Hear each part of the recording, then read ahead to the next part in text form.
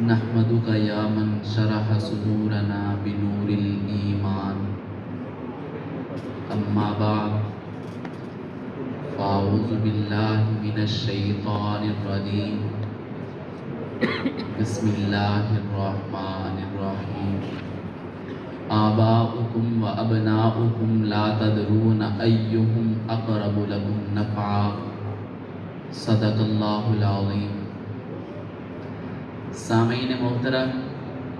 میرے معزز و مکرم اساتذہ اکرام، مسند انصاف پہ جلوہ افروز منصفین اعظام اور میرے ہم مکتب ہم مشن ساتھیوں، آج میں جس موضوع پر لب کشائی کرنے کی جسارت کر رہا ہوں وہ موضوع علامہ اقبال مرحوم کے شعر تھے تو آبا وہ تمہارے ہی مگر تم کیا ہو جیسے حسین عنوان سے عنوان ہے۔ سامعین، جب ہم یہ کہتے ہیں کہ ہم اور ہمارے آباء و اسلاف، تو ہمارا ان اکابرین کے ساتھ تقابل اور موازنہ مقصود ہوتا ہے جو اس دنیا میں اپنی صالحیت و صلاحیت، شرافت و نجابت، نیکی و نیک نامی کے جھنڈے گاڑ چکے ہوتے ہیں، لیکن موجودہ حالات کے پیش نظر اس پر یہی کہا جا سکتا ہے کہ چہ نسبت خاک راہ بعالم پاک۔ سامعین، کہاں ہمارے وہ آباء و اسلاف جنہوں نے اس دنیا سے کفر و شرک، بدعت و خرافات کے اندھیرے مٹا کر اسے اپنی ضیاءپاشیوں سے منور کیا، اور کہاں آج ہم اندھیروں کے مسافر، کہاں وہ اللہ کے برگزیدہ بندے، اور کہاں ہم اللہ سے دوری اختیار کرنے والے پربریدہ، کہاں وہ خوددار اور آبرومند سیرت، اور کہاں ہم جیسے خودی کو بیچنے اور غیرت و ہمت کے سوداگر۔ بقول اقبال، اگر چاہوں تو نقشہ کھینچ کر الفاظ میں رکھ دوں، مگر تیرے تخیل سے فزوں تر ہے وہ نظارہ۔ تجھے آبا سے اپنے کوئی نسبت ہو نہیں سکتی کہ تو گفتار وہ کردار، تو ثابت وہ سیارہ۔ صدر علی وقار، ہمارے اسلاف کا سلسلہ ایک سنہری لڑی میں پروئے ہوئے موتیوں کی طرح ہے، جن میں ہر دوسرا موتی پہلے موتی سے بڑھ کر قیمتی اور فزوں تر نظر آتا ہے۔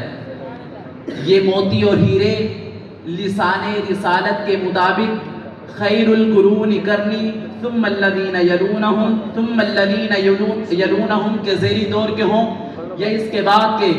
جس پر بھی نظر دوڑائی جائے وہ یکتا اور فرید زمانہ لگتا ہے۔ کس کس کا نام لیا جائے؟ صدیق و فاروق کا، یا عثمان و علی کا، طلحہ و زبیر کا، یا ابو ذر و بلال کا، معاویہ کا، یا سلمان فارسی کا، ابو دجانہ کا، سید الشہداء حمزہ کا، یا حضرت عبداللہ بن عباس کا، یا عبداللہ بن عمر کا، عبداللہ بن زبیر کا، یا عبداللہ بن مسعود کا۔ غرض کس کس کا نام لیا جائے؟ اندلس کے ساحل پر سفینے جلانے والے طارق بن زیاد کا تذکرہ کروں، یا ابنائے سریف کو لوہے کے چنے چبوانے والے طارق بن زیاد کا تذکرہ کروں، یا بر صغیر میں لٹنے والی عرب قبیلے کی عورت کی پکار پر صحرائے عرب سے نکلنے والے محمد بن قاسم کا تذکرہ کروں، یا حق نواز کا نئے دین دشمنوں کے خلاف سینہ سفر ہو جانا بیان کروں، جو زبان حال سے یہ کہہ گیا میں مہکی سہانی دنیا چھوڑ جاؤں گا،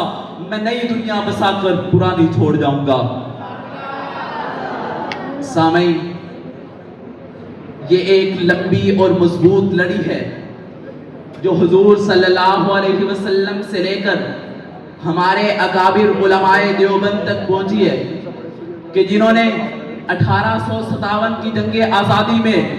انگریزوں کو ناکو چلے چبوائے اور ایک ایسے ادارے کی بنیاد ڈالی جس کے انوار و تجلیات آج چار دانگ عالم میں پھیلے ہوئے ہیں۔ سامعین، آج ہم اپنے اخلاق و احوال، افعال و کردار کا جائزہ لیں،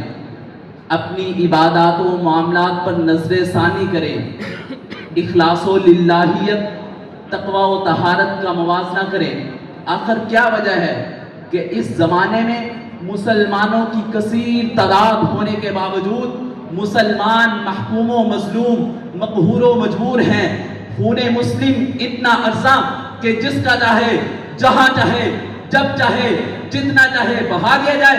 آج فلسطین کی موجودہ صورتحال آپ سب حضرات کے سامنے ہے کہ جہاں ہر روز سینکڑوں کی تعداد میں لاشیں اٹھائے جا رہے ہیں اور ہر روز مسلمان ماؤں بہنوں کو ظلم کا نشانہ بنایا جا رہا ہے، لیکن اس ساری صورتحال کے باوجود مسلمان حکمران صرف بیانات تک محدود ہیں۔